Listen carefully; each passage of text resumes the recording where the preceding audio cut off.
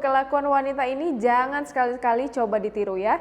Kalau udah punya pasangan tapi nggak bisa setia, bakalan bikin kacau sendiri rumah tangga. Selain itu, pasti malu dong.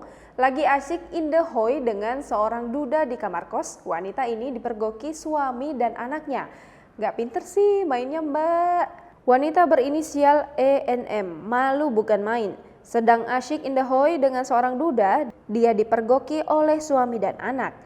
Dengan menggendong anaknya yang masih balita, seorang suami di Kota Kediri menggerebek istrinya yang selingkuh dengan pria lain di tempat kos Kelurahan Bandaran, Kota Kediri, Minggu 25 Oktober 2020 dini hari. Suami yang menggerebek istrinya adalah BS, 38 tahun, warga Kelurahan Gronggo, Kota Kediri, sedangkan istrinya yang berselingkuh berinisial ENM, 28 tahun. Sementara pria yang menjadi selingkuhan ENM berinisial MRU 31 tahun yang berstatus duda warga desa Jongbiru, Kecamatan Gampeng Rejo, Kabupaten Kediri.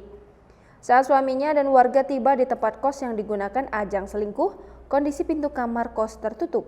Di dalam kamar ada ENM dan MRU lagi berduaan. Kontan saja tempat kos yang dijadikan ajang selingkuh pasangan bukan suami istri ini mendadak heboh.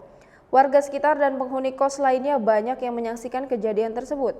Kabid Trantibum Satpol PP Kota Kediri Nur Hamid menyebutkan malahan suasana sempat memanas karena massa nyaris menghakimi MRU. Kejadian itu kemudian dilaporkan kepada petugas Satpol PP Kota Kediri yang langsung meluncurkan tim respon cepat kerja tuntas. Petugas selanjutnya membawa pasangan selingkuh ke kantor Satpol PP Kota Kediri.